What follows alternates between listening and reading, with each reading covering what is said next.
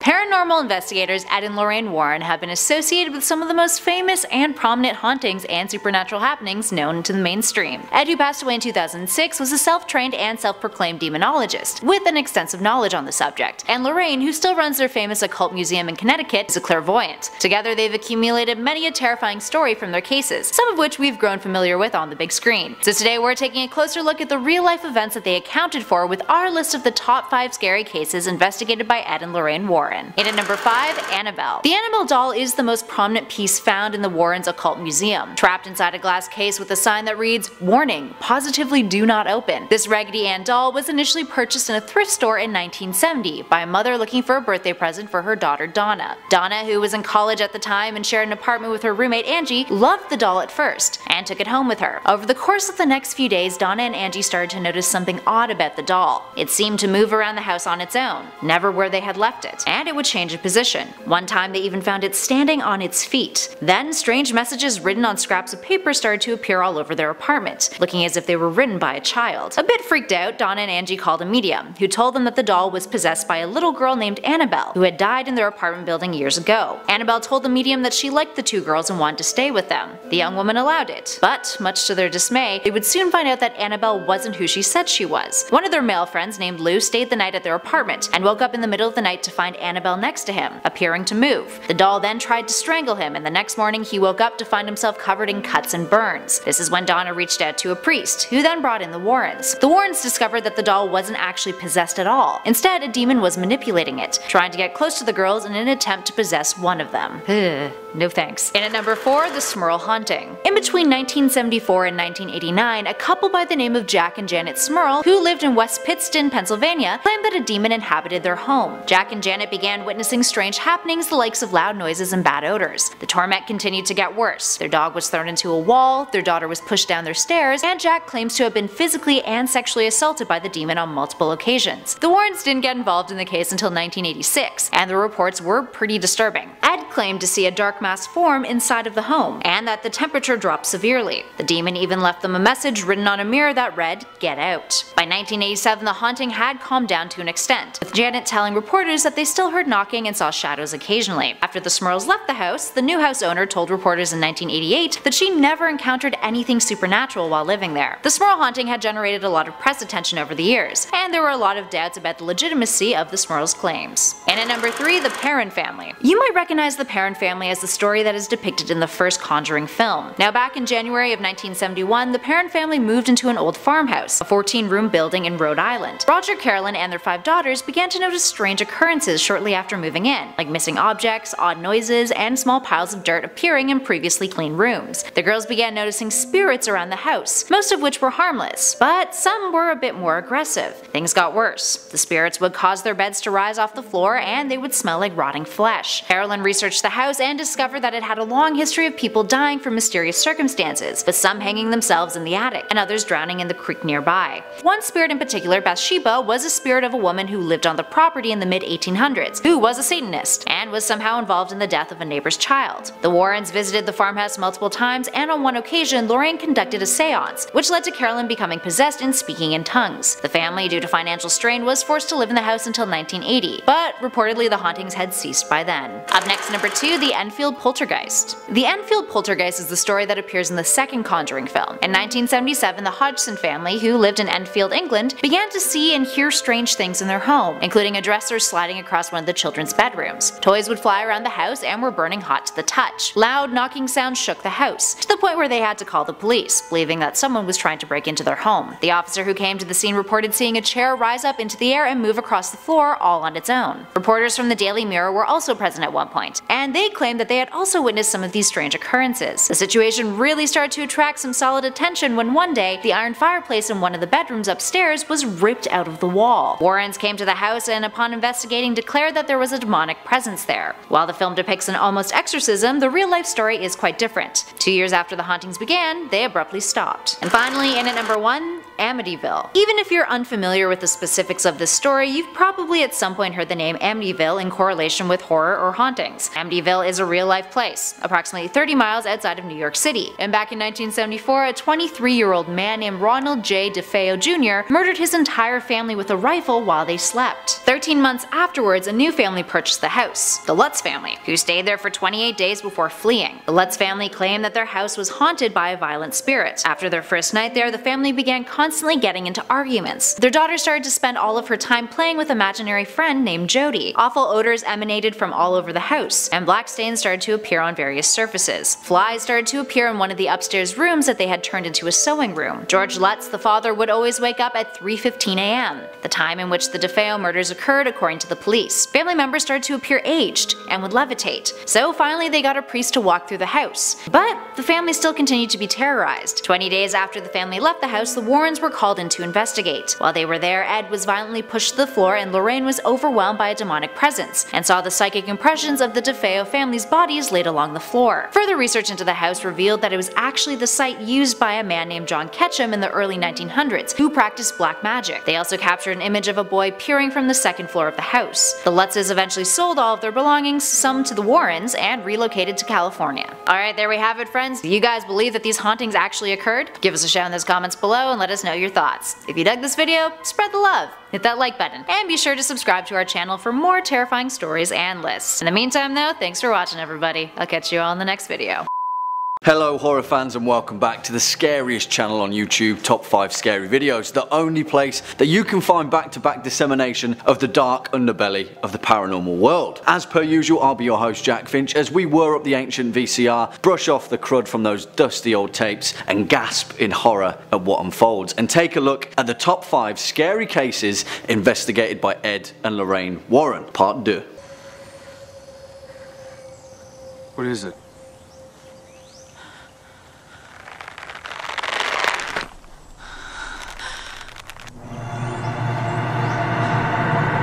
Thank you so much for the love that you guys gave to part 1 of this video. Kelly absolutely knocked it out of the park with her breakdown of Ed and Lorraine Warren's creepy casework. But hold on there, because there's still a little bit more that we couldn't quite squeeze into part 1. Before we begin, you know how it is. Hit that like button so you can make my day, and make sure to hit that subscribe bell so you can stay up to date with our latest and most terrifying uploads. Now, if you've ever heard of the New England Society for Psychic Research, then you're definitely on the right track, because perhaps the most prolific paranormal investigators of all time, Ed and Lorraine Warren, used this institution to spearhead their reportedly 10,000 paranormal cases throughout their demon hunting career. And while 10,000 might sound like an absolutely colossal number that we could break down and dive into for years to come, unfortunately there's only a handful of substantially evident cases left for us to discuss. So without further delay, jumping in at number 5, the trial of Arne Cheyenne Johnson. Also known as the Devil Made Me Do It case, this is the first recorded court case in United States history that used demonic possession as basis for a defendant's claim that had ultimately resulted in the first-degree manslaughter of Connecticut man Alan Bono. It began with the Glatzel family after their 11-year-old son David had allegedly been possessed by a demonic beast who assaulted him in an attic. This manifested itself as David began to experience night terrors, exhibit strange behavior, and fall victim to unexplained wounds, scratches, and bruises.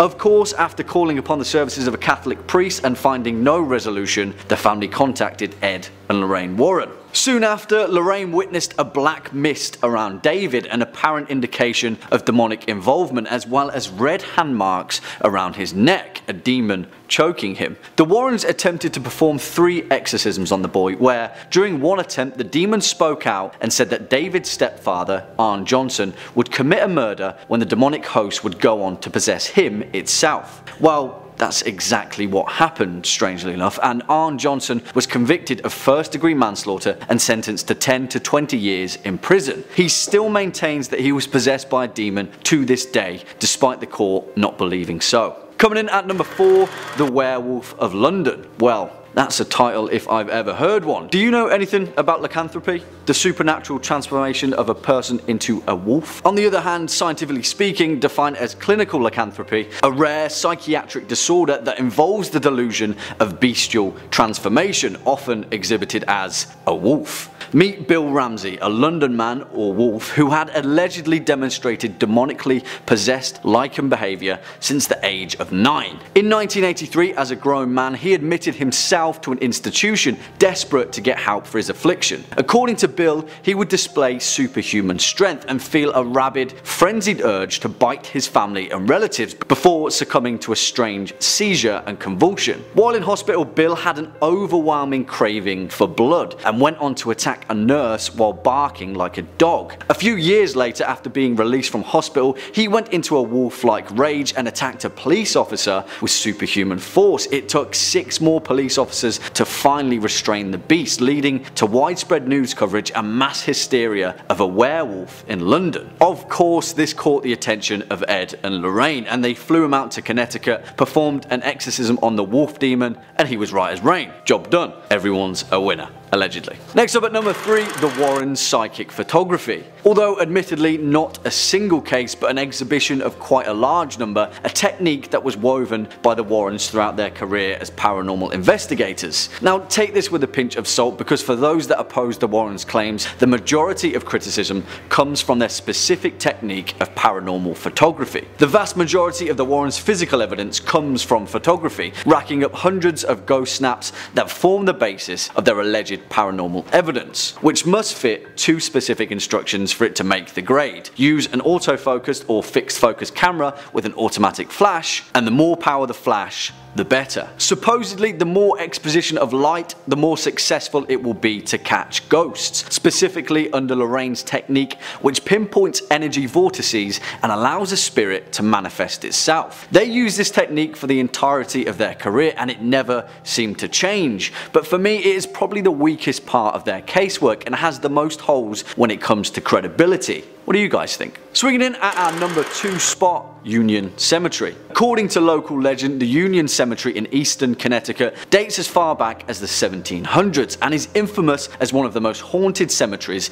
in the United States. Luckily for them then, that Ed and Lorraine Warren lived pretty much next door to this hotspot hive of haunted activity. Very lucky. One of the most notorious ghosts in the graveyard is the White Lady, also known as the Lady in White, a spirit tortured by the tragedy of her mortal life. In some legends, the victim of betrayal by her husband, in other cases, murdered by her illicit boyfriend. Well, luckily for us, Ed Warren claimed to have captured footage of the White Lady on camera. He first recorded the White Lady on September 1st, 1990 at around 2:40 AM when he heard a woman weeping beyond the gravestones, looked out and saw hundreds of strange lights floating around, which manifested into the figure of a young woman dressed in white with long, dark hair. He screwed up when he walked towards the figure though, and the ghost disappeared. According to Ed's advice, you never walk towards the ghost, you let the ghost come towards you, because a human can change the molecular and magnetic field when a ghost is materializing. Useful. Well, sounds like crazy footage, right? Something to catch on camera. Well, unfortunately for us, Ed Warren refused to show evidence of this particular video, instead hoarding it for himself, despite urges for it to be analysed by the scientific community. And finally, coming in at our number 1 spot, the Snedeker House. This one is pretty messed up even when you remove the paranormal element. Otherwise known as a haunting in Connecticut, which went on to inspire the Hollywood film of the same name, although Ed and Lorraine reportedly detested the film for its historical inaccuracy, claiming that so much more happened than what the film depicted. According to them, the real story involved the Snedeker family, who purchased their family home at a knockout price due to it serving previously as, wait for it, a funeral home and mortuary. Yeah, you're kind of just asking for it there really. Not only that, but there was also a graveyard outside. Take the hint. If you take local legend into account, the house was home to some pretty vile deeds where staff at the funeral home were rumoured to have been caught in acts of necrophilia, leading to an infestation of malevolent spirits. As events unfolded, the Snedeker family were terrorised by demonic occurrences, tap water running with blood, children being mysteriously span around by invisible forces,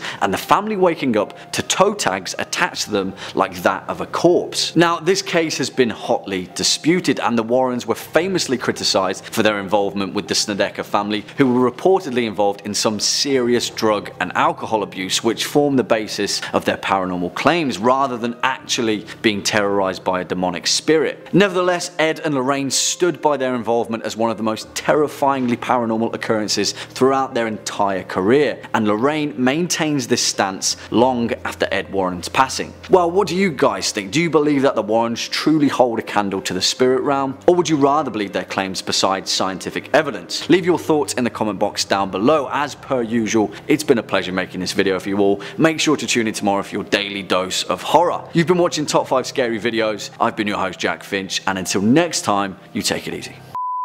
Ed and Lorraine Warren have captivated millions with their stories as paranormal investigators. Some of the hauntings they took on as cases have become notorious over the years, and have even become the subject of many popular horror movies, television series, and documentaries. But for those who want to see their legacy up close and personal, many of the haunted artifacts that Ed and Lorraine encountered can be found at their real-life occult museum that Lorraine continues to run out of the back of their house in Monroe, Connecticut, made safe for visitors by a diversity of religious blessings and cleansing ceremonies. So today we're taking a closer look at some of their prized possessions on display with our list of the top 5 scary items at the Warren Occult Museum. And at number 5, the Satanic Idol. This lanky, horned, demonic-looking idol was discovered deep in the Connecticut woods. A lone deer hunter was out there with his bow when he came across it. Apparently, the hunter felt an immediate sense of dread and became frightened, and felt the strength leave his body. Freaked out, he made the decision to flee, walking away from it on a footpath. That's when he spotted a man dressed in all black with a white beard, who came seemingly out of nowhere, who was walking in step across from him, not looking at him at all. The hunter tried asking the mysterious man if he knew the way out of the woods, but the man didn't answer him, with words at least. Instead, he just used his finger to point towards the direction. Many people who have gone to the museum have reported feeling chills when they lay their eyes upon the Satanic Idol. But where exactly it came from originally, who knows? Up next, number 4, the organ. Amongst the collection of satanic objects, demon masks, death curses, and haunted dolls and toys, the Warrens have a much larger haunted item that tends to attract people to their museum, an old organ that reportedly plays all by itself. It's one of the items said to have a spiritual or metaphysical purpose rather than just being strictly haunted or possessed. The organ as an instrument has a long history of association with the horror genre. Often the organ, which is an instrument over 1800 years old, is used in creating bone-chilling music, not just because of how it sounds, but because of its roots in Victorian novels, in which organists would practice playing it at night. Several key publications help perpetuate the idea that the organ was associated with the Gothic or the haunted, including the likes of Phantom of the Opera, which was originally published in 1900. Organ music, including a couple of Bach's symphonies, have been a staple in early horror cinema, including the 1941 Dr. Jekyll and Mr. Hyde. So all in all, whether the Warrens' organ actually plays itself entirely on its own, or if it's just a well thought out gimmick, their organ definitely helps set the mood amongst all of the other allegedly haunted artifacts that the museum harbors. And at number 3, the Conjuring Mirror. The Conjuring Mirror is an artifact that is used to perform conjuring rituals. Conjuration or evocation is the act of calling upon or summoning a spirit, a demon, a god, or some other sort of supernatural agent. The rituals and practices have roots that date back to the Romans, with conjuring being used as a threat during a siege, or as a way to divert the god's favor from the enemy and onto the Romans. Now these days, contemporary conjuring aligns more so with witchcraft or ceremonial magic by a variety of techniques. When the ritual is done properly and the spirits are summoned, the spirits are supposed to appear on the mirror's surface through a form of crystallomancy or crystal gazing. According to those at the museum, since there is no way to control whether the spirits that are summoned are going to be good spirits or evil spirits, communication through devices such as the mirror are considered incredibly dangerous. So if you go, maybe don't try it out. Just a thought. And at number 2, the Shadow Doll. The Shadow Doll is one creepy looking fella, and according to the Warrens, it's a vessel to inflict pain on unsuspecting victims. Draped in black with a pale face accented in blue, the Shadow Doll is apparently capable of appearing in your dreams and stopping one's heart. According to Ed Warren, who calls it the Doll of Shadows, it was made through black magic rituals, created for evil purposes, crafted out of human bones and animal parts, including nails, teeth, and crow's feathers. It works in a unique way too. Essentially, you take a photograph of the doll and send it to someone with a specific curse curse written on the back of that photo. Once the person that you've targeted looks at the photograph of the doll, the image of it can telepathically be projected to them in a dream state, allowing for it to visit them in a nightmare. Apparently, these images within people's dreams have been so powerful at times that they've stopped their hearts while they were sleeping. Now, destroying the doll is only said to have greater horrific consequences, since it will release the spirits that are trapped within it. So how did Ed and Lorraine get their hands on it? Well, a couple who had purchased it from an antique dealer brought it to them after experiencing the same horrible nightmare featuring the doll night and night again, and waking up with scratch marks all over their bodies. The following night after it first happened, claw marks started to appear on their bodies, which is when they called up the Warrens. According to the Warrens in a press release, the doll's sole purpose is to wreak havoc upon innocent human beings. And finally, in at number 1, the Annabelle doll. The most famous piece of the Warrens' collection at their museum is without a doubt the Annabelle doll. It was locked up inside of a glass case with a sign in front of it that reads, "Warning, positively do not touch." While it may look like a regular old rag doll, the story behind it is by far more sinister. In 1970, a woman bought a Raggedy Ann-esque doll for her daughter at a thrift shop. Her daughter, Donna, who was in college at the time, liked it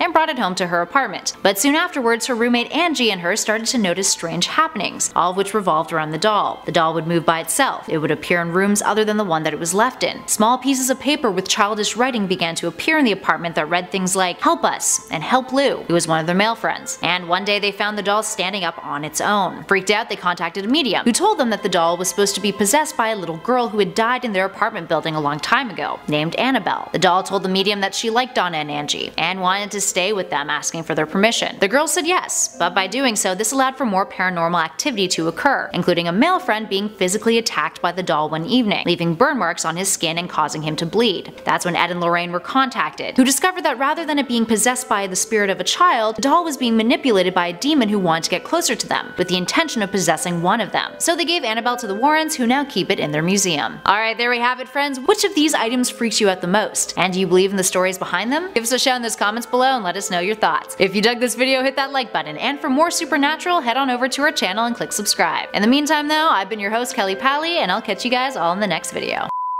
Ed and Lorraine Warren are arguably the most well-known paranormal investigators on the planet. Their adventures into the strange and supernatural have inspired many a peculiar adaptation, with the most recent being the Nun feature film, which involves a spirit that allegedly haunted Lorraine Warren during one of the couple's investigations. Now, for those of you fascinated with the cases that they've taken on, you can get yourselves a very eerie piece of their action by paying their occult museum a visit, and taking a look at all of their findings that they've collected over the years. But for those of you who can't travel to Monroe, Connecticut and check it out, we're returning to our list of the top 5 scary items at the Warren Occult Museum. This time around though, we'll be focusing more so on the collections of items that the Warrens have at the museum, rather than specific objects like we discussed in our part 1. So with that in mind, let's jump in. And at number 5, shrunken heads. One of the most disturbing and fascinating collections that the Warrens have at their museum are their shrunken heads. Often used for voodoo rituals, they claim that many of these heads have been defiled by evil. Shrunken heads, for those of you who don't know, are severed human heads that have been prepared in a particular way to be used for rituals, trophies, or for trade purposes, often associated with the act of headhunting in regions of the world like the Amazon rainforest with various indigenous tribes. They're also used as a means of scaring off enemies.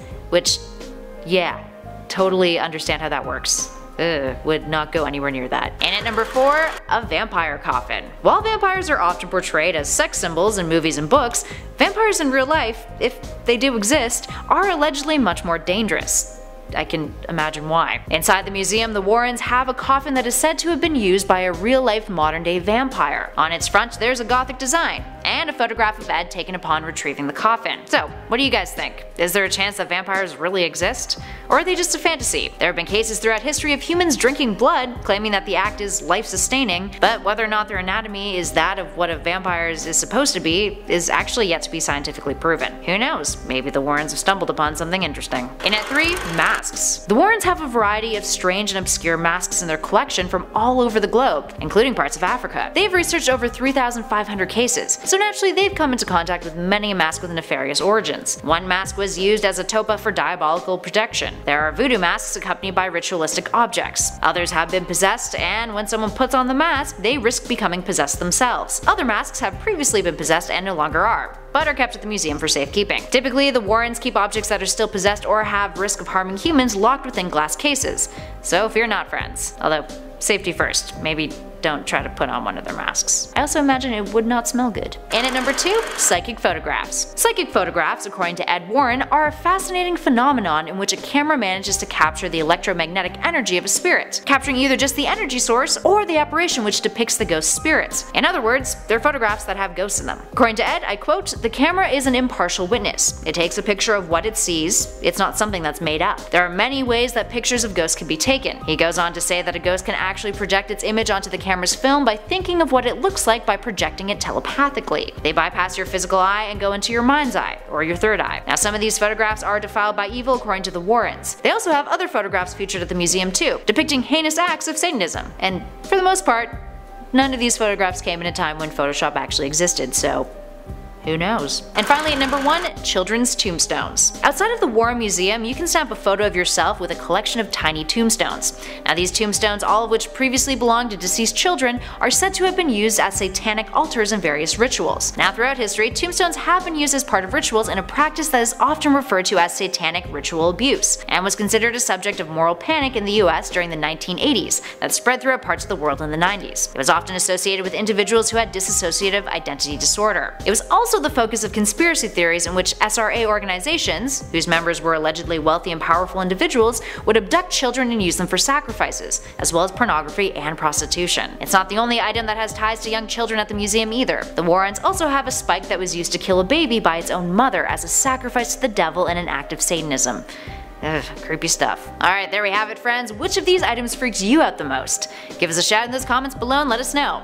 If you dug this video, hit that like button, and for more creepy content be sure to subscribe. Also, if you haven't seen the part 1 of our list, be sure to check that out too. In the meantime though, thanks for watching everybody. I'll catch you all in the next video.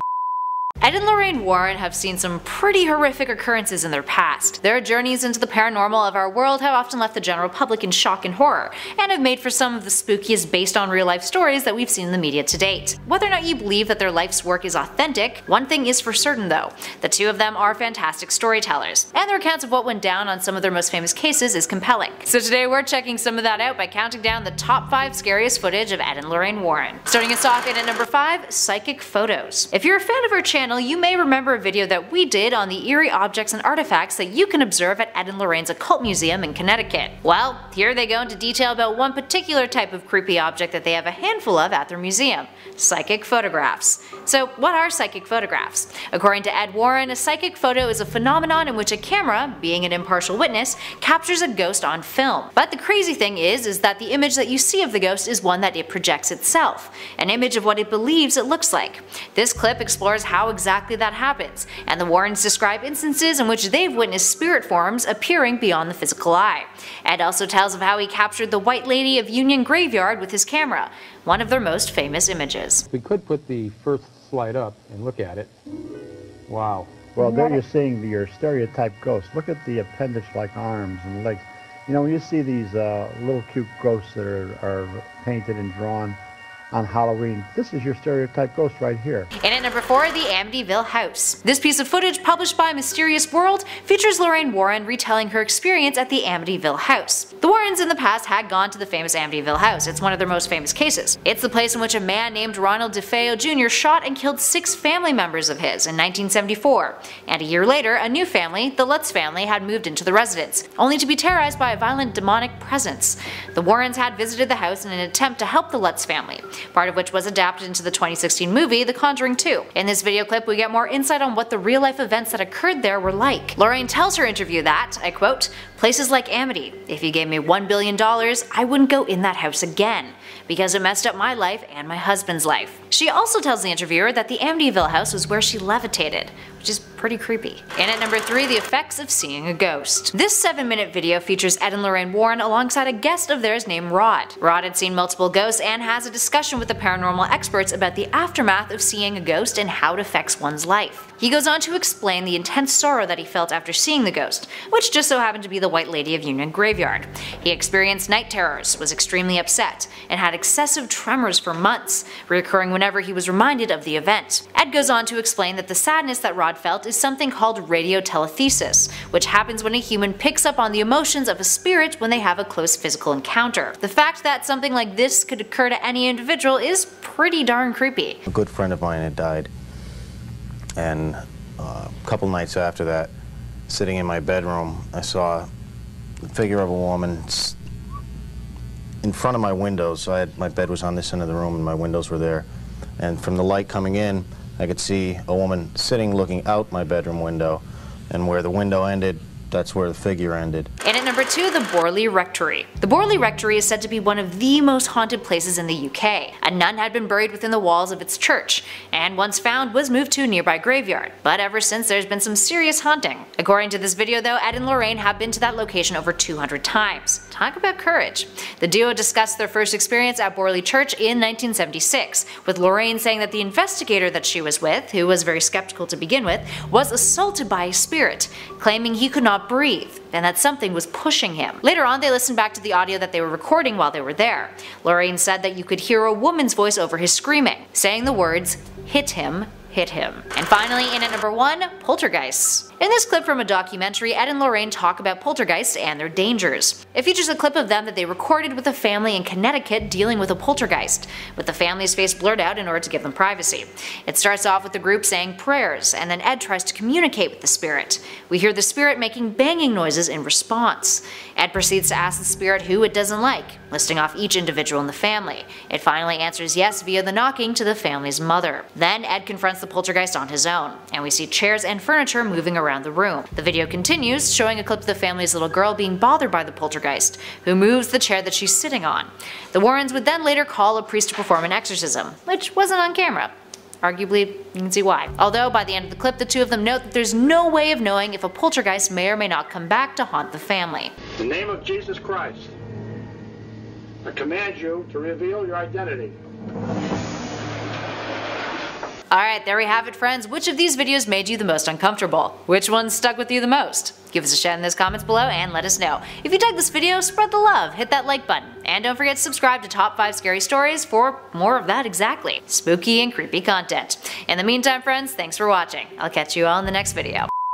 Ed and Lorraine's paranormal investigations are eerie, to say the least. Most of you already know the stories. Their life's work has been adapted into several different films, the most popular being the Conjuring franchise. But the actual real-life events they've inspired are stories that will have you thinking twice about ghosts and demons. Today, we're counting down the top 5 scariest audio from Ed and Lorraine Warren. The real stuff. Some of these audio files are directly from their investigations. Other audio files are the Warrens talking about their investigations. Now, here's the thing, out of all of the hundreds of cases that the Warrens have taken on, allegedly, there isn't much in terms of video or audio available of the actual investigation. You could argue that, hey, they were the most active during the 70s and they probably didn't really think to record all of their paranormal investigations. Or you could be a skeptic. So let us know in those comments below at the end of the video where you fall in terms of believing whether or not Ed or Lorraine Warren are the real deal. Now with that in mind, let's jump into our list. Starting us off in at number 5, Annabelle. Here we have a clip of Lorraine Warren that's fairly recent, talking about the real-life Annabelle doll. Doll which was given to a college student by her mother as a gift turned out to be a doll that was manipulated by a demon in an attempt to possess her or her roommate. The events surrounding the doll and why Ed and Lorraine were brought in are eerie at best. It began with the doll moving around the house on its own, and even resulted in one of their friends being brutally attacked by it, with the doll strangling him. Here's what Lorraine had to say about it when the second film inspired by the doll, Annabelle Creation, came out. Evil needs a body to go into, and if you're vulnerable, it's going to be you. And at number 4, Amityville. Here we have a recording of Ed and Lorraine retelling their experience with the famous Amityville house in Long Island. Now at the time when they were called, they didn't realize that the house had been the location of 6 previous murders. Here's Ed describing what they experienced when they first got there. We went into the house that day. We didn't realize that it was diabolically infested. He went to that shrine and he brought back from there a priest, an exorcist, who said masses in the house. Why?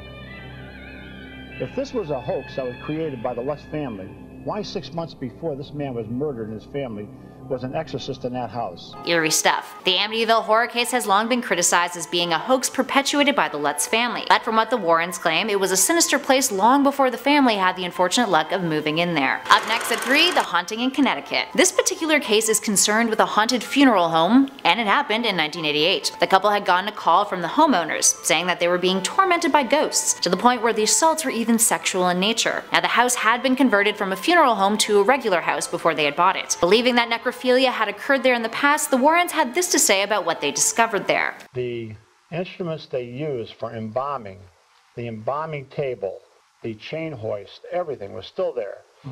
But there was lumber all over. There was also what they called the sales coffin room, where they put the caskets. And at number 2, the White Lady of Union Cemetery. In East Connecticut, there's a spirit that Ed and Lorraine had made various attempts to capture via psychic photography. According to Ed, people had claimed to see a lady in white walking around the cemetery, so the couple investigated it. Ed stayed in the graveyard for 7 nights, leaving his home around midnight each night, and waited with his camera. He tells of how on September 1st at 2:40 a.m. he saw the White Lady. Here's what he had to say about it. I'm sitting there and I could see all these lights over near the Baptist cemetery, all around the stone wall, and all these thousands and millions of insects were just chirping away.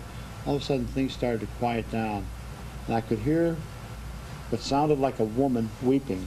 I took the camera out and I could see all these ghost lights suddenly forming into a figure of a woman. He goes on to say that he wasn't able to see her through his camera, but only with the naked eye. He put his camera on his tripod and let it run, and tried to walk towards her, but she disappeared. So he backed away, and that's when she reappeared. He then saw some shadow ghosts holding her back from him. He claims that a shadow ghost then pushed her towards the road, and then she was gone. And finally, in her number 1 spot, Bill. The Enfield poltergeist is one of the Warrens' most publicized cases. It was the topic for the Conjuring 2 film, in which we saw the Warrens, played by Patrick Wilson and Vera Farmiga, attempt to help the family rid themselves of spirits who were severely haunting them in the late 70s. The film actually used the audio recordings that the duo recorded while at the house as inspiration. Take a listen.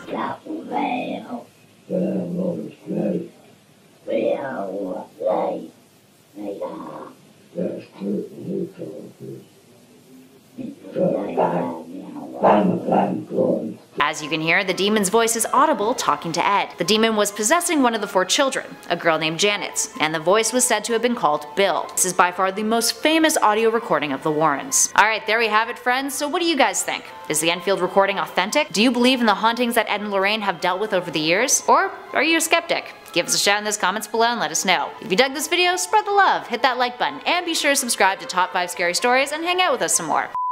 Ed and Lorraine's Occult Museum in Connecticut is world-renowned for allegedly harboring some of the most terrifying artifacts, relics, and haunted objects across the globe. The items featured there are a collection of curious objects that the Warrens came across during their paranormal investigations, and quite a few of those objects have nefarious origins, or have become possessed, and now reside there for safekeeping. While the museum is often open to the public, there have been several occasions where some odd occurrences have gone down, making us question just how safe the Warrens Museum actually is, if what they claim is true. Regardless of that, or whether or not you think the Warrens are just one giant hoax, these stories and videos are all very compelling and curious to say the least. So today we're counting down the top 5 scariest moments at the Ed and Lorraine Occult Museum. And number 5, Guided by a Priest. In this video feature, published by YouTube channel Gravity Media Productions, we see a film crew brought down into the Occult Museum by a priest who guides them on their tour. We get a glimpse of the Annabelle doll and the Warrens' satanic idol that was found in the early 90s in the woods of Newtown. The priest shows the crew the shadow doll and tells them the horrific story of how the doll entered a couple's nightmares collectively. He also shows the crew children's tombstones that were used as altars for satanic rituals. It's then followed up by a clip of Lorraine Warren saying how she refuses to go back down into the occult museum, especially now that she's lost Ed. It's just too risky for her. And at number 4, Mocking Annabelle. During an interview, Ed Warren tells a camera crew a chilling story about an instance that happened at the museum. One day, a young man and his girlfriend drove his motorcycle over to the occult museum and took a look inside. While in front of the Annabelle doll, he began to mock it, not believing that a demon truly possessed it. He challenged it to do something evil, all while tapping on the glass case that the doll is held within. Later on, as he drove away with his girlfriend, having a laugh over Annabelle and the other objects they had seen, the couple got into a tragic accident that ended his life and severely paralyzed his girlfriend. While it seems that perhaps it may have been Annabelle who was responsible for this, or at least that's what Ed Warren seems to believe. The young man came here, felt it was nothing but a joke, started knocking on the glass, saying if this thing could perform any kind of evil act, to do it. 3 hours later, the young man was dead. He came here on a motorcycle with his girlfriend. She said they were laughing about the doll when they left. She was paralyzed in a hospital for over a year. It could be that something else in the museum cursed them after hearing the mocking, since Annabelle is said to be extremely secure in the case that she's currently held within. Moving on to number 3, the Halloween Room. This video starts off as a cute little tour of Ed Warren's Halloween Room, which was attached to the Occult Museum. It's a nice little look at the collection of fun items that fans and friends have given him over the years, knowing how much he loves Halloween. But that's where the cuteness ends. From there, the tour goes into darker territory. Unlike many of the other tour videos we've seen of the Occult Museum, this tour has no background music, and it's pretty eerie. We hear Ed go on about how the Occult Museum is likely one of the most haunted places in the world. Ed says that it's not a building that anyone should be allowed in between the hours of 9 p.m. and 6 a.m., and how many of the objects in the room have resulted in people being maimed or killed, or resulted in individuals' sanity being harmed severely, with some having to go to mental institutions as an after effect of their encounter with these objects, all of which he claims are evil in some way. Moving on to number 2, The Tour. Here we have footage from the Bearfort Paranormal's tour at the Occult Museum. It's a 15-minute walkthrough of the museum that feels like you're right there with the visitors, and gives viewers a very up-close and personal look at the objects featured. You can hear a lot of narration concerning the origins of many of the items that are visible too. Plus, a lot of it is shot through a camera using some sort of night vision feature, hence why the lighting at parts is so green and freaky. It just kinda makes it spookier.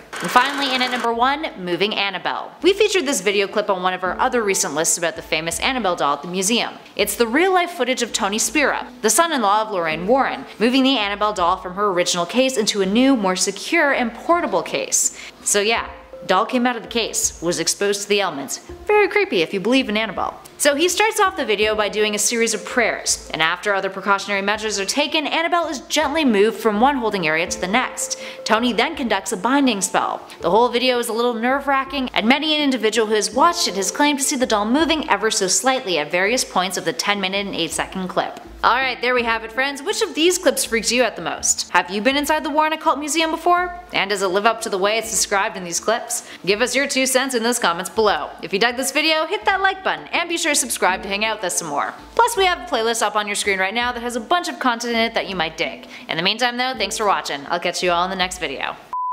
Hello horror fans and welcome back to the scariest channel on YouTube, Top 5 Scary Videos. That strange, haunted old house up on that pixelated internet hill where it's probably not the greatest idea to linger for too long. What's going on guys, and as per usual I'll be your spirit guide Jack Finch as we ramble on into the deep depths of paranormal cinema, check ourselves for a good old ghost story and take a look at the top 5 scary Ed and Lorraine Warren movies. Roll the clip.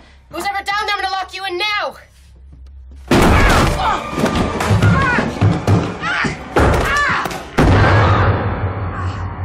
Now I'm sure you're all aware, it's no big secret that all of us here at Top 5 Scary Videos are huge fans of the Ed and Lorraine Warren franchise, and we enjoy nothing more than tucking into a big plate of spooky occult Warren glory, be it on the silver screen or the peculiar paranormal legends that surround them. Since James Wan first brought The Conjuring to our screens in 2013, it's safe to say that the world has been obsessed, and while not all of them have hit the mark, the franchise has spawned some pretty fantastic horror films. So let's take a look. Before we do that though, horror fans, you know how it is by now. If you're a fan of this video, the Warrens, the Conjuring universe, or just top 5 scary videos in general, then be an absolute dear and hit that thumbs up button as well as that subscribe bell so you can stay up to date with our latest and greatest uploads. If you'd like to get in touch with the creative team here over at Top 5 Scary, then feel free to take a peek at the info box below. On with the show. Kicking us off at number 5, The Conjuring 2.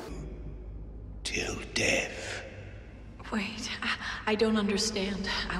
Please, Yep, not the first one or the third, the second, because while it's not quite what we're looking for at the higher end of this list, it's still a damn good horror flick and portrays the Warrens during some of their more testing times as paranormal investigators. If you've never seen a James Wan Conjuring film, then this isn't probably the best place to start, but for fans of the franchise, The Conjuring 2 definitely hits the mark. Written by Chad and Kerry Hayes and released in 2016, The Conjuring 2 follows Ed and Lorraine Warren after the events of the first film and their journey to Britain to unravel the strange case of the Enfield poltergeist. This is also the film where Valak the nun gets fleshed out quite a bit more, leading the way for its own standalone film, which was not my cup of tea, but it made for a pretty terrifying creature feature for The Conjuring 2. It plays a lot on what James Wan is good at as well, long, slow, panning set pieces, an almost Hitchcockian use of silence tied together through the supernatural sheen that Ed and Lorraine are so famous for. And next up at number 4, the Amityville Horror. out the window. Well, I better check and make sure she's not still there, huh?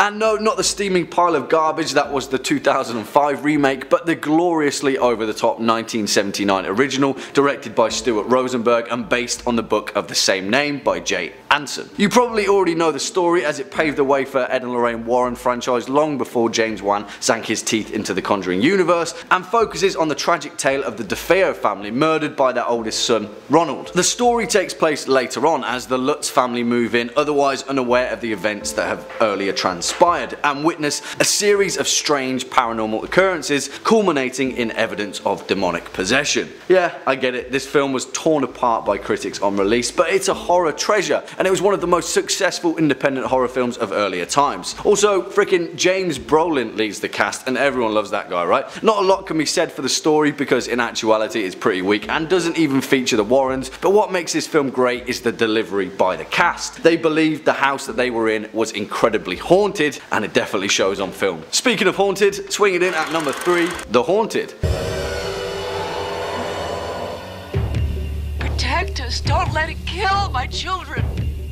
Now, this whole film is on YouTube, so if you want to take a look, then be my guest, because although it may not seem it on the surface, this is actually one pretty terrifying horror flick. Directed by Robert Mandel, guest director for both The X-Files and Lost, The Haunted was released in 1991 by Fox and went straight to television, which is why this may have shot underneath most people's radars. Starring the awesome Sally Kirkland as the family's perturbed mother Janet, The Haunted focuses on the story of the Smurl family, a case investigated by Ed and Lorraine Warren in Pittston, Pennsylvania. Allegedly, the Smurl family were under siege by a demonic entity between the years of 1974 and 1989, which assaulted the family by emanating revolting odours, throwing their dog into a wall, shaking their beds at night, pushing one of their daughters down a flight of stairs, and even physically and sexually assaulting Jack Smurl, the family's father, which is probably the most disturbing scene in the entire film, so yeah.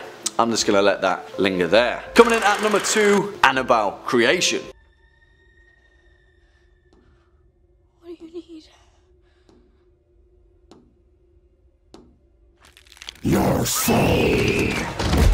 You might ask yourself, why didn't the first Annabelle make this list? And my answer will be, because it was freaking terrible. And you know guys, I'm not in the market for that. You guys deserve better. Which is why we have Annabelle Creation, one of the few films in the Conjuring universe that truly stands alone as a piece of horror cinema rather than just a variation on theme for the franchise. Which is funny really, because in actuality, the Annabelle doll played a very small part in the Warrens' paranormal career. I guess we just love getting scared senseless by a porcelain doll, right? Annabelle Creation, released in 2017, was directed by David F. Sandberg, the man responsible for the awesomely inventive Lights Out, and who was also responsible for putting the Conjuring franchise back on track after John Leonetti's questionable display with 2014's Annabelle. I don't have any more to say than the fact that Annabelle Creation is a great horror film and you should watch it. And finally, our number 1 spot, The Conjuring. Bathsheba! By the power of God, I condemn you back to hell! This is Yep. The first one. You knew there was no way we could leave this one out, right? Not a chance, because this is where what I like to call the second Warren wave truly began and sparked a creepy little candle in the hearts of young and old horror fans the world over. It's pretty crazy for me because for some of you, this will be the equivalent of The Exorcist or The Shining, the movie that made you realise you were a fan of horror cinema, and I'm fine with it being The Conjuring because it's a damn good horror flick. In a time where horror cinema relied solely on jump scares and cheap thrills, I'm looking at you, Paranormal Activity, The Conjuring stood up and said, nah, I can make this scarier with a bit of a story. A ghost story, in fact. A creepy, well-crafted, slow-burning paranormal thriller that sits and lingers in your head, based on and grounded in folklore, urban legend and demonology. And it does it well, canonising both Ed and Lorraine Warren as true legends of horror fiction. Well, that's my list guys, what about yours? Speak your mind in the comment box down below. Unfortunately, that's all we've got time for in today's video. If you'd like to continue on with your horror binge, then feel free to hit that playlist floating shortly above. As per usual, I've been your host Jack Finch, you've been watching Top 5 Scary Videos, and until next time, you take it easy. You guys requested it, so we're back with a part 3 of our list of the top 5 items at the Warren Occult Museum. Hey guys, welcome back to Top 5 Scary Videos. I'm your host Lucy McPhee. Those of you who are just jumping in now, make sure you check out part 1 and part 2 of our list before jumping into this one. The Warrens are American paranormal investigators whose work have been brought to life thanks to Hollywood films such as The Conjuring, The Amityville Horror, and The Nun. And in a small Connecticut town, you can find their occult museum full of some of the most infamous findings. So without further ado, let's jump in.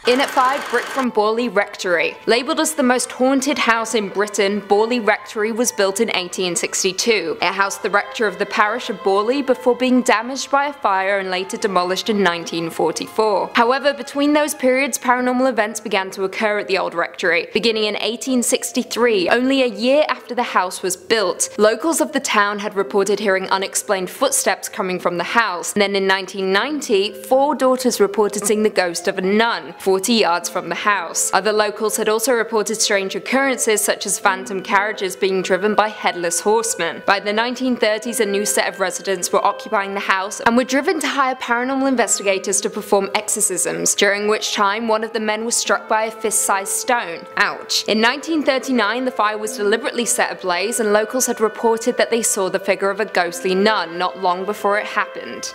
With the history of the house, it's no surprise the Warrens are holding on to one of the surviving bricks in order to conceal the spirits trapped within. In at 4, human skulls. This is the first of a few on our list to be collected from a satanic practice, and the picture is eerie and very unnerving. The human skull has a star on the forehead and is situated on a shelf on top of a miniature throne-esque stand. I say this because the Warrens haven't gone into too much detail about the history of the skull or the satanic practice it was used in. Likely it was a host to draw in a demonic entity or the devil itself. Many satanic rituals regarding devil worshipping made use of murder and cannibalism in their rituals. However, at the end of the 20th century, hysteria surrounding satanic rituals died down and summed up as a myth. Even FBI investigator Ken Lange stated that he had investigated 300 allegations of satanic ritual abuse and found no evidence for Satanism or ritualistic activity in any of them. I don't know though, we live in a world devoted to the macabre, and I'm sure there are folks out there partaking in rituals like these. What do you guys think? In at 3, Ouija board. As we know, Ouija boards, also known as spirit boards or talking boards, were introduced by Hasbro as a child's game, each player taking turns to ask questions and waiting to see what the planchette spells out. Innocent enough, right? Well, we all know that's not the case. The Catholic Church were the first to point out the game can lead to occurrences such as demonic possession, you know, the usual, and advised inexperienced users to not mess with it. In 2001, Ouija boards were even burned in New Mexico by fundamentalist groups because they believed them to be symbols of witchcraft. But don't fret, they also burned Harry Potter books, so I'm not sure their heads were screwed on quite right. Regardless of everything, it's arguably pop culture that heightened the fear around the game, with films such as The Uninvited, The Exorcist, and Paranormal Activity all including the game, and violent entities communicating with it. Now, the Warrens of course have their own Ouija board in their occult museum. There isn't much information about its history or where they took it from, but I'm sure it's pretty damn creepy. In at number 2, African fertility dolls. Akuaba are wooden fertility dolls from Ghana and surrounding areas. They are primarily used in ritualistic ceremonies and carried on the backs of women hoping to conceive a child. In present day, they are more of a souvenir than a ritual device, but traditional users will still wash and care for the wooden doll in hopes of one day bearing a child. Like our previous number, there is not much information about the dolls in the museum, but I imagine they are storing some hefty secrets. I mean, take a look at this picture. And finally, in at number 1, masks used to project evil entities. As we now know, many of the items at the Occult Museum were collected from witchcraft rituals and voodoo ceremonies, and this one is no different. It's a handmade Sri Lankan mask comprised of evil spirits, and primarily used in ritualistic ceremonies to invoke the supernatural. This is usually presented through practices such as mime, facial, and body painting, and are connected to the worship of their ancestors. There are a handful of demon dance ceremonies, some with the belief in monsters of gigantic proportions known as the demons of the graveyard, and and others that are just associated with a group of demons. Either way, these ritualistic masks are used to summon demonic entities, and the history this mask holds is dark and unnatural. Well, there we have it. We are very quickly running out of items in the Warren Occult Museum, but feel free to let us know if there are any that you think we missed. If you're a fan of the Warrens or just spooky and cursed items, feel free to give this video a big thumbs up, subscribe, and hit that notification bell so you never miss another scary vid. And until next time, see you later. Here at Top 5 Scary Videos, we strive to provide you all with a healthy, balanced diet of folklore, horror cinema, urban legend, and paranormal investigation. If we work on the assumption that no one, absolutely no one, is impervious to critical analysis, then we can better understand the things that are truly terrifying on this fair planet that we call Earth. Since the 1970s, paranormal research has steadily gained mainstream acknowledgement, and don't get me wrong, while there is actually some serious science fueling the study of the supernatural, there are also those that rely primarily on brand building and fabrication of evidence in order to boost their viewership. Well then, come on in horror fans, and welcome back to Top 5 Scary Videos. As always, I'll be your horror host Jack Finch as we curiously take a look at the top 5 times Ed and Lorraine Warren were exposed. Roll the clip. Poltergeist is nothing more than a devil or a demon as far as we're concerned. People say, this guy's going back into the medieval ages. There are no such things as devils or demons. Yes, there are. Kicking off at number 5, Annabelle. You know the one. She's everywhere. She's terrifying, especially in James Wan's silver screen depiction. But if we're being honest, the actual Annabelle, a Raggedy Ann doll given to a nursing student in the 1970s, isn't so terrifying at all. The biggest issue with any of the Warrens' cases is the lack of information provided by the pair, particularly Ed Warren, who was notorious for withholding information for analysis. After declaring that the doll was actually possessed by a demon named Annabelle Higgins, the Warrens took the doll back to their museum, putting it on display for safety's sake. This is where the Annabelle mythos was fully fleshed out. Before his death, Ed would allegedly warn museum visitors that the last man to mock Annabelle ended up dying in a motorcycle crash. Of course, claims that had no substantial evidence or even names associated to them. Joseph Laycock, a professor of religious studies at Texas State University, makes an interesting observation to the phenomenon. At the same time, a similar story emerged, Robert the Doll. You may know it. And what do these two have in common? Why were demonic dolls suddenly the latest craze in the 1970s? Well, it may have something to do with an episode of The Twilight Zone dubbed Living Doll, which featured a character that intriguingly mirrored the same events of the Warrens' doll. What was their name? Well, Annabelle, of course. Coming in next at number 4, the Snedeker family. And this one is pretty blatant, which may explain Lorraine Warren's very public detest for the cinematic interpretation, A Haunting in Connecticut, which she claimed was historically inaccurate and embarrassing. A fair claim to make if she could provide substantial evidence. If you're familiar with the Snedeker family, then you'll know their story. They moved into a house at a knockout price, conveniently located next to a hospital where their young son was receiving treatment for cancer. Of course, it was too good to be true, and the reason why the house was so cheap was because it was previously a funeral home where the morticians were rumoured to have been caught in acts of necrophilia. Not so good. Of course, this meant that the Snedeker home was riddled with demons. Enter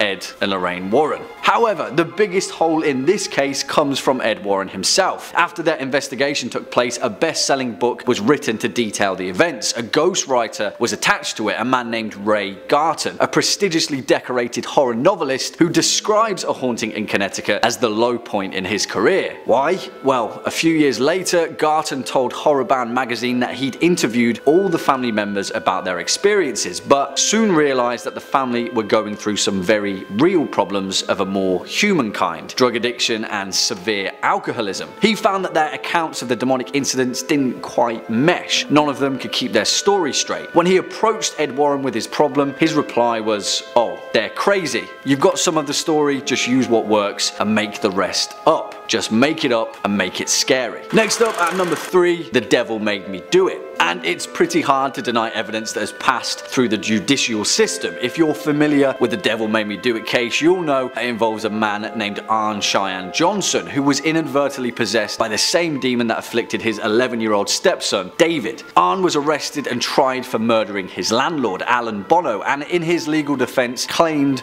that the devil had made him do it. Of course, it didn't work, and he was sentenced to 10 to 20 years for first-degree manslaughter. Now, the Warrens were heavily involved involved in this case, claiming to have performed 3 exorcisms on the young David Glatzel, while a number of priests involved in the case denied any of which had ever taken place. However, years later in 2007, Carl Glatzel, David's older brother, sued the Warrens for unspecified damages, claiming that his family were manipulated by the demonologists for monetary gain. He claimed that they concocted a phony story in an attempt to get rich and boost their paranormal fame, exploiting young David's mental illness in the process. In his own tell-all book, Alone Through the Valley, which personally is a bit of a double standard, he outlined the fact that none of the Warrens' claims had ever actually happened, and that the book was a complete fabrication of the events that had actually transpired. Swinging in at number 2, the Enfield Poltergeist. And this one, I will admit, is open to your own interpretation. It's interesting then that perhaps one of the most famous cases that the Warrens were associated with the Enfield Poltergeist was the case that they were most minimally involved with. It forms the basis of James Wan's 2016 film The Conjuring 2, where the fictional versions of the Warrens pretty much single-handedly deal with the events that transpired in the August of 1977 in Enfield, a suburb of London. The story itself was a media sensation, where 11-year-old Janet and her 13-year-old sister Peggy were afflicted by the presence of a malevolent poltergeist. Although the evidence has been notoriously scrutinised, Ed and Lorraine Warren maintain that their flying visit to London featured some of the most startling paranormal events that they'd ever seen. One of which was when Ed swore blind, a claim that he made in his book The Demonologist, that he saw Janet sound asleep levitating in midair. It's interesting then that in all the photographic evidence provided by the Warrens, both girls are wide awake and appear to be falling, definitely not levitating. Perhaps the most damning admission though is a statement that Janet made in 2011 at the age of 45, that she and her sister had faked most of the phenomena. The thing is though, it didn't matter to the Warrens. Their involvement with the case propelled them to a legendary status, even though much of that involvement was superficial at best. It's an interesting one, and we'll likely never know the full extent of the Enfield Poltergeist. One thing is for certain though, Ed Warren made up nearly all of his involvement. And finally, at our number 1 spot, the Amityville Horror. Perhaps the most famous Warren case ever. Period. And so the most thoroughly investigated. And what have those investigations uncovered? Well, nothing. Nothing in the sense that there is zero evidence that anything even happened, despite the claims that Ed and Lorraine staunchly made in their most expansive case to date. In Stephen King's book Danse Macabre, he stated that the true American horror story was that of the haunted house, a campfire ghost tale spawned from the colonial era, spurred on by the American dream of creating a new world in a very ancient land. And so the Amityville narrative fits exactly with that, and was the fuel that cemented the Warrens' reputation for decades to come. But what did they actually find? Nothing. Perhaps the Lutz family did experience something unexplainable, a claim which they have staunchly backed to this day. But as far as the Warrens are concerned, all they have is a single TV appearance of a local New England news affiliate months after the Lutzes had abandoned their new home in the middle of the night. The Warrens decided to stay the night, caught on camera of course, when the pair claimed that the house was infested with demonic entities. Although there was never any evidence for this, the television appearance catapulted Ed and Lorraine to their lofty heights of fame, and all it took was a very convincing and very American horror story. Well, there we have it folks. What do you guys think? Please feel free to discuss and speak your mind in the comment section down below. Before we depart though, I'd like to read out some of your greatest comments from the past few days. Ezzy Derp says, my husband and I love Twilight Zone. Could you do a video of the scariest episodes? Well, Ezzy Derp, the two of you have some impeccable taste, and that sounds like a fantastic idea. I'll stick it on my to-do list. Next up, Joe Terrence Gaming says, how do you not have 1 million subs right now? Your content and narration is on point, not to mention the accent. While Joe Terrence Gaming, 1 million subs, that's a hell of a lot of hype to live up to. Here's hoping you'll stick around if we ever get there, eh? On that note, you heard Joe Terrence Gaming. If you're a fan of this video or just Top 5 Scary in general, hit that thumbs up button as well as that subscribe bell, and we'll be seeing you next time for your daily dose of horror. As always, I've been your host Jack Finch. You've been watching Top 5 Scary videos, and until next time, you take it easy. Ed and Lorraine Warren are two of the world's most well-known paranormal investigators, with casework that involves anything from exorcisms to seances to photographic documentation of supernatural events. Sadly, Lorraine Warren passed away this past month at the age of 92, so we thought we would honour their legacy by bringing you our list of the top 5 scary Ed and Lorraine Warren demon encounters. Let's jump in. Coming in at 5, the Southend Werewolf. This is perhaps the most unusual case on our list. This investigation took the Warrens out of the US into their seaside town in Essex, England. where a man named Bill Ramsey lived, who was believed to be possessed by a demon that manifested as a wolf. Backstory: growing up, Ramsey was a normal kid. However, one day at the age of 9, he suddenly began to exhibit inhuman qualities. One report stated that while playing outside in his backyard, Ramsey felt a frigid cold overtake him. He was overcome with an awful stench before flying into a rage and uprooting a fence post, gnawing on its wire meshing. He remained incident-free up until the 1960s, during which time he was plagued with nightmares, cold sweats, and began to wake up panting like a wild animal. In the 1980s, Bill would become overwhelmed by the sensations he experienced when he was young, and at one point he attacked a friend in a car on their way home from a pub, and manhandled the police in an intense altercation. The Warrens were of course called in, during which time they stated that Ramsey would ask to be locked up in a jail cell for his protection and the protection of the public. They ended up asking Ramsey to come to their Connecticut home, where Bishop Robert McKenna would perform a recorded exorcism on Ramsey. In it for Aunt Cheyenne Johnson. The trial of Aunt Cheyenne Johnson is baffling and the first known case in the US that used the "devil made me do it" as its defense. On the night of February 16, 1981, Johnson, who was just 19 years old at the time, was out for dinner with his fiancée and their landlord Alan Bono. Johnson stabbed Bono multiple times using his pocket knife and later went on to plead not guilty by possession, a defense that was founded on Johnson's relationship with his fiancée's brother, David. In 1980, David woke up to what he described as a man with big black eyes, a thin face with animal features and jagged teeth, pointed ears, horns, and hoofs. The demon-like creature scared David so much that he turned to his sister Ann Johnson for help. They turned to a priest, which only angered the entity more, causing it to make David hiss and quote Paradise Lost. The Warrens were brought in, and during one particular interview they stated, I quote, "While Ed interviewed the boy, I saw a black misty form next to him, which told me we were dealing with something of a negative nature. Soon the child was complaining that invisible hands were choking him, and there were red marks on him. He said that he had a feeling of being hit." The Warrens worked alongside 4 priests to exorcise more than 40 demons from David. However, Johnson seemed to be the new target, and after he stabbed his landlord, he was found guilty of first-degree manslaughter, after his claims of possession didn't hold up in court. Coming in at 3, Annabelle the doll.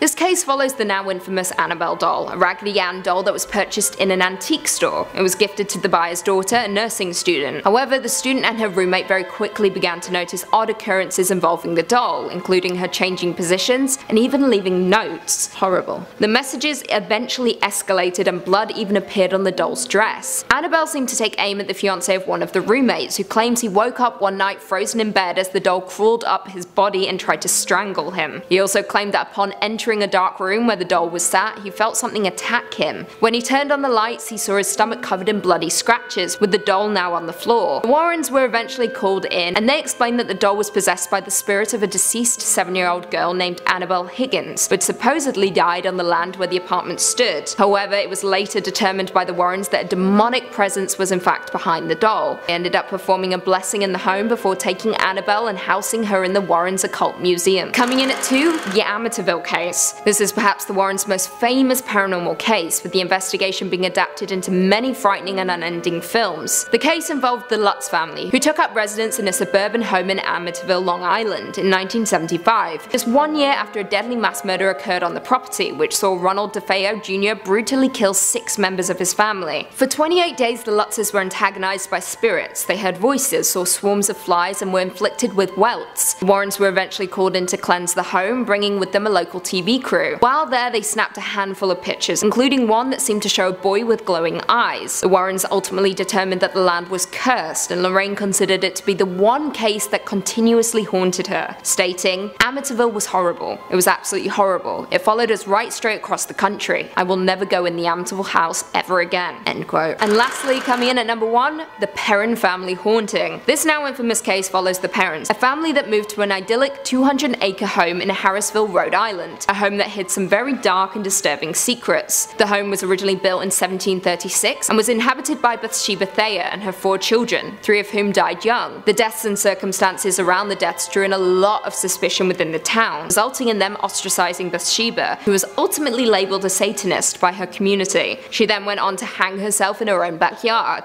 Now, during the Perrons' stay at the home, they experienced a lot of ghostly interactions, including spirits playing with her children. Bathsheba also appeared to them, only she was far more menacing than the children that haunted the residence. They heard disembodied voices and watched on as furniture moved on its own. The Perron family also stated that Bathsheba targeted the mother, Carolyn, and was jealous of her motherhood. The Warrens were ultimately brought in to help the family in 1974. However, the presence only worsened the situation, so much so that the family asked the Warrens to leave. Well, there we have it. Do you guys agree with our list? Were there any scary demon encounters that we missed? Leave us all your thoughts and feelings in the comments down below, and perhaps we can do a part 2. If you haven't already, be sure to give this video a big thumbs up, subscribe, and turn on notifications so you never miss another scary vid. Until next time, see you later.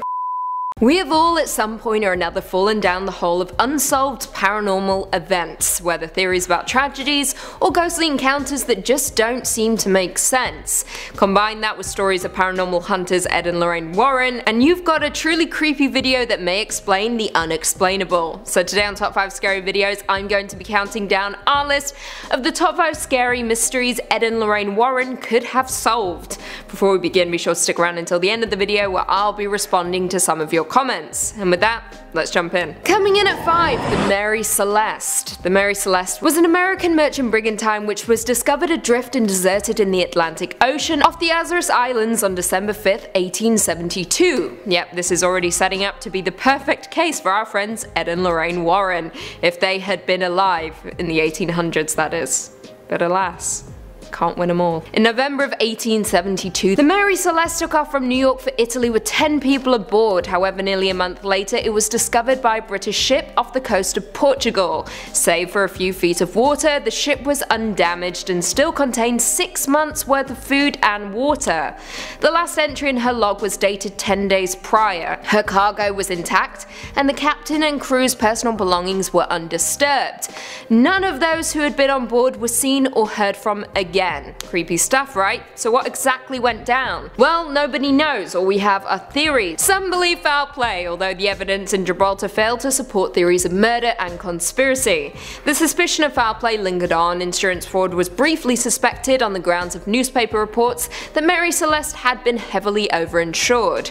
However, let's talk about the lifeboat. There was one lifeboat aboard the ship, which was never discovered. Now, one theory suggests that the transfer of personnel to the yawl may have been intended as a temporary safety measure. More speculation suggests that the state of the rigging and ropes that the ship's main halyard may have been used to attach the yawl to the ship, enabling the company to return on board when the danger had passed. If the line had parted, however, Mary Celeste would have sailed away empty, leaving the yawl to founder with its occupants. As of today, the fate of the Mary Celeste remains largely a mystery. Pirates would have left the ship in a worse state than how it was found, and mutiny seems unlikely. My money is definitely on sea monsters or angry ghosts haunting the seas. If only Ed and Lorraine were around to give us the answers. Coming in at number 4, the Toxic Woman.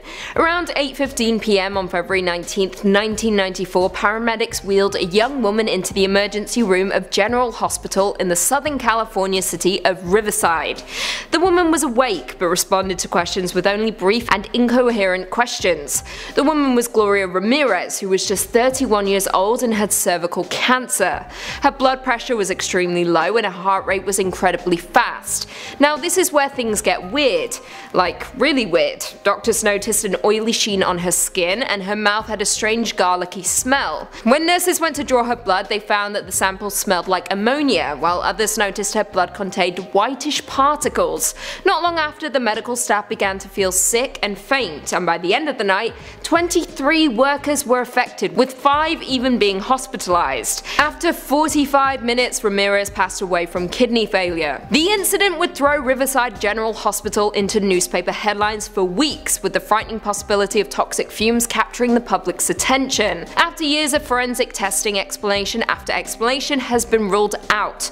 No one will ever know what happened to Ramirez, though it was likely toxic. Other theorists are calling for something else. Something paranormal. Something that only Ed and Lorraine Warren could figure out. Coming in at number 3, Overton Bridge.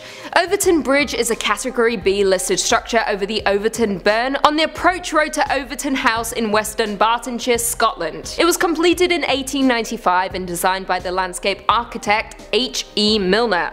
Though scenic and incredibly beautiful, this bridge has a haunting and unexplained mystery surrounding it.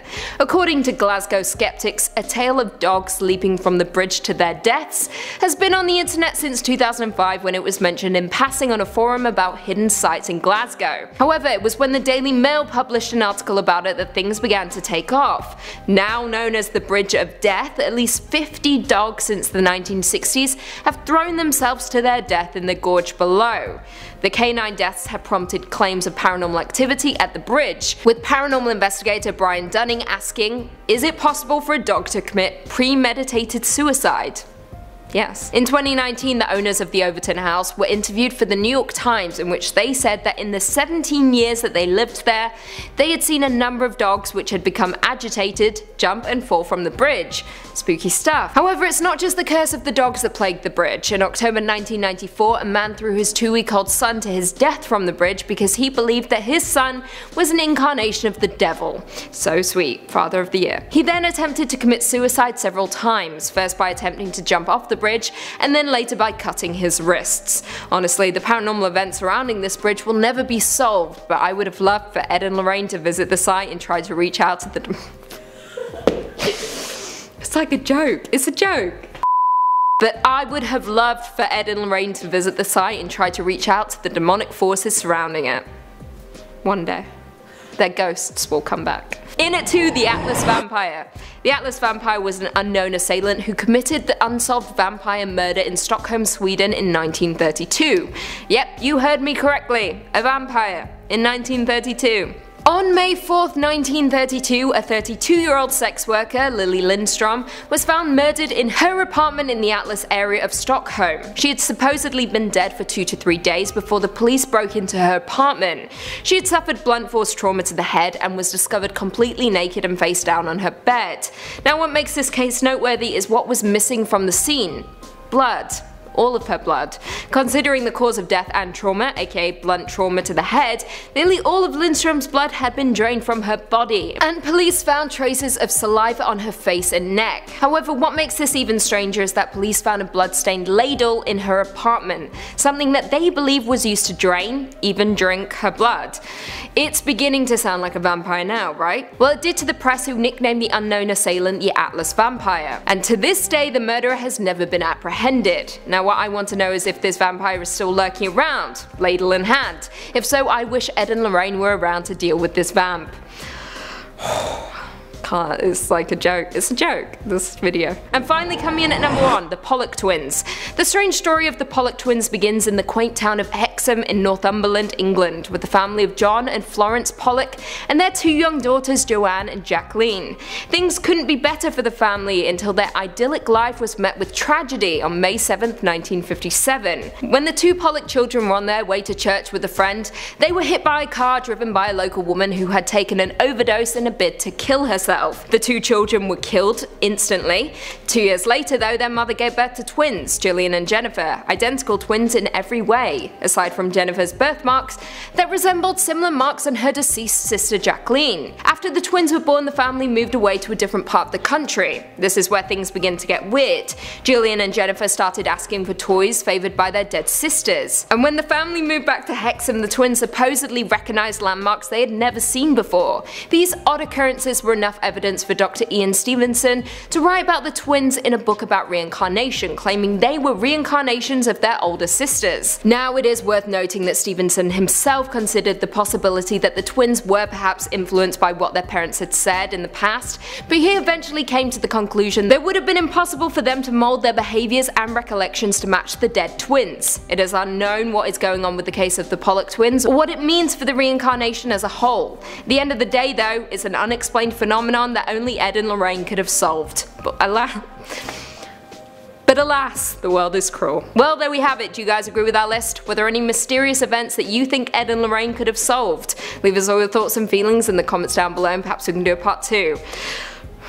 Before I go though, I just want to respond to a few comments from one of our last videos. Top 5 scary books that should be turned into horror movies part 2. Thorin693 said, my top book to turn into a horror movie, The Life and Times of Queen Lucy. Bless up. That'd be too scary. Too spooky. Kel said, Lucy the Dark Queen of top 5. I recommend I, Lucifer by Glenn Duncan. It's about God offering the devil a chance back into heaven if he can live a decent life as human. It's quite a tale. Wow, that sounds great. I'll have to check it out. Anything to do with the devil? My husband. Clarissa King said, I love Lucy's attitude. Thank you. My parents probably don't. Or my friends, or my girlfriend, or my boss. The real Thanos said, "All hail the Queen of Darkness, Lucy. Kneel before her might." You heard the Mad Titan. Get down. And on that note, if you haven't already, be sure to give this video a big thumbs up, subscribe, and turn on notifications so you never miss another scary vid. And until next time, see you later. You're in probably one of the most haunted places in the world, because of the things that are in here. Ed and Lorraine Warren were paranormal investigators and authors associated with prominent cases of hauntings throughout the United States. From the Amityville Horror to the haunting in Connecticut, they worked closely to prove something paranormal was at play. Stories of ghost hauntings popularized by the Warrens have since been adapted into dozens of films, particularly the Conjuring universe. However, the legitimacy of the pair has always caused debate, with many quick to label them as frauds. So today on Top 5 Scary Videos, I'm going to be counting down our list of the top 5 scary Ed and Lorraine Warren paranormal urban legends. Before we begin though, be sure to stick around until the end of the video where I'll be responding to some of your comments. And with that, let's jump in. Coming in at number 5, Union Cemetery. Union Cemetery is located near Stepney Road in Easton, Connecticut. The site dates back to the 1700s, and according to ghost hunters, it is one of the most haunted cemeteries in the entire United States. Now, as you'd expect, Ed and Lorraine Warren were quick to involve themselves in the mystery surrounding the cemetery, with the pair even writing a book about the site entitled Graveyard.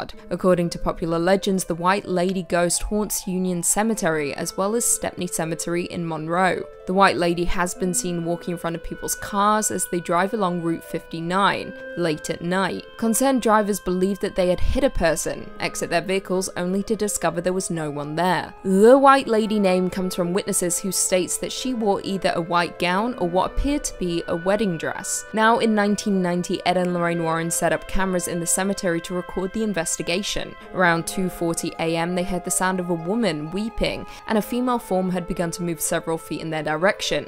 As Ed began to approach her, she vanished from sight. Nowadays, the cemetery is known to close after sunset. Coming in at number 4, we have the werewolf in London. Bill Ramsey from Southend-on-Sea in England was considered living proof that werewolves actually exist. Now, the first inkling of trouble for Bill came when he was just 9 years old. One day he was outside in his garden playing when he began to feel strange.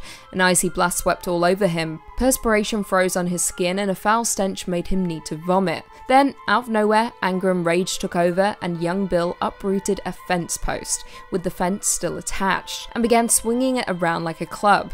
Should be noted that not even his parents could remove that fence post. Now, all returned to normal for a while. Ramsey grew up, became a loving husband and father of 3, and was instant free up until the 1960s. During this time, he began to be plagued by nightmares, cold sweats, and waking up panting like a wild animal. Not long after, he began to feel the same sensations he had that day in the garden when he was 9, and on one occasion he attacked a friend in a car on their way from a pub and manhandled police on several occasions.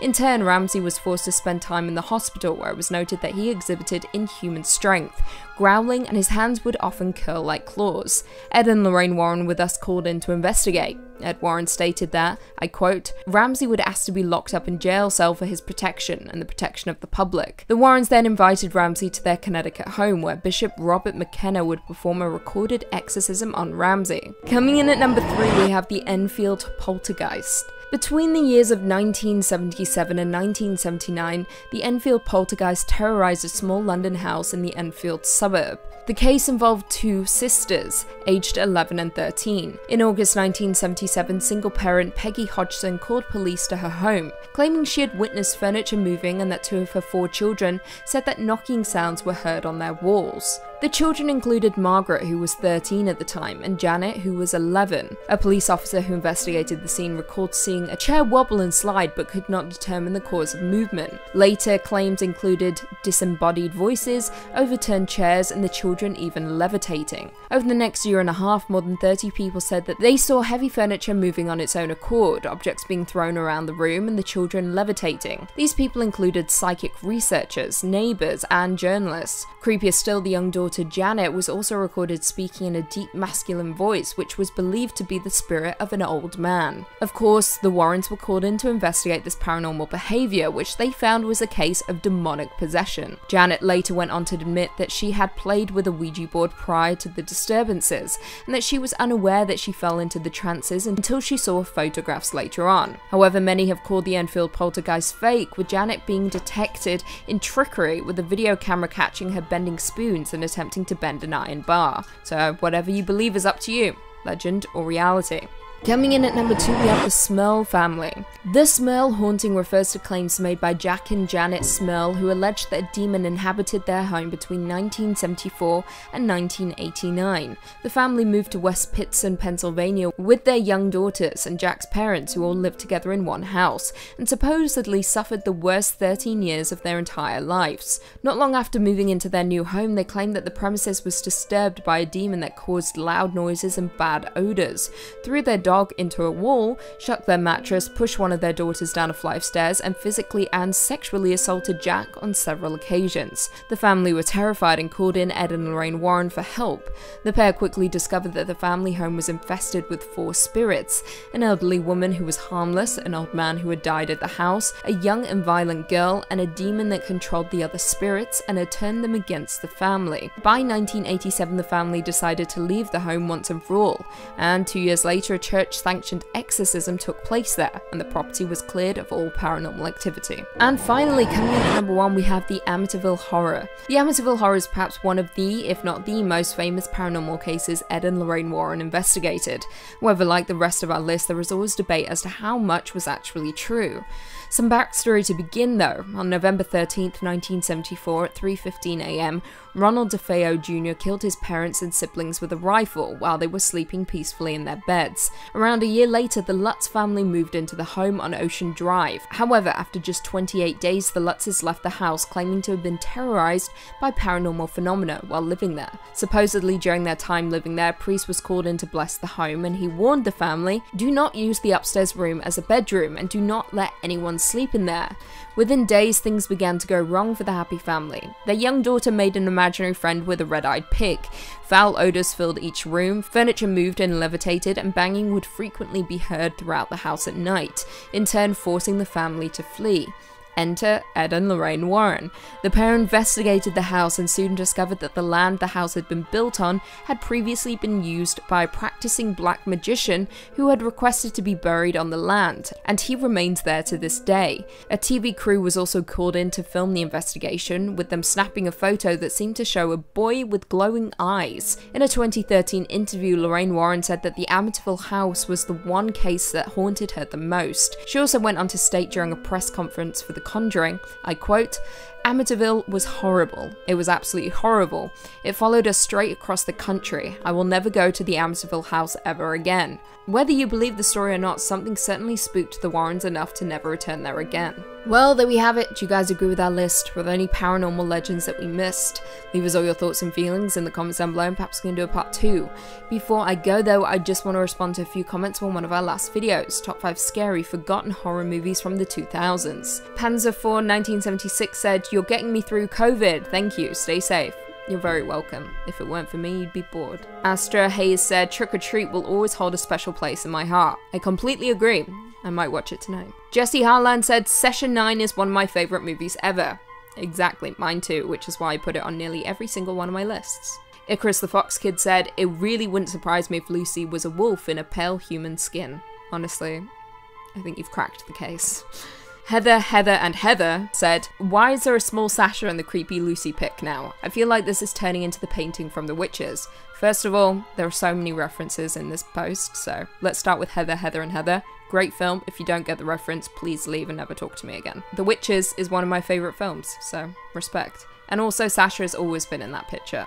I don't believe she's getting closer, but she could be. And on that note, if you haven't already, be sure to give this video a big thumbs up, subscribe, and turn on notifications so you never miss another scary vid. And until next time, see you later.